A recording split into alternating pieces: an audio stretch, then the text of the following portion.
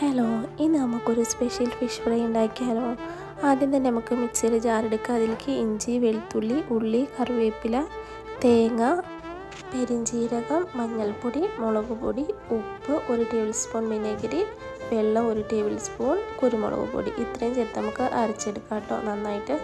ഇനി ഒരു പാൻ വെച്ച് അതിൽ വെളിച്ചെണ്ണ ഒഴിച്ചിട്ട് നമുക്ക് അരച്ച് വെച്ചിരിക്കുന്ന മസാല അതിലേക്കിട്ടൊന്ന് മിക്സ് ചെയ്യാം. ഇനി നമുക്ക് മീനിട്ട് കൊടുക്കാം കേട്ടോ. ഞാനിവിടെ മത്തിയാണ് എടുത്തിരിക്കുന്നത്.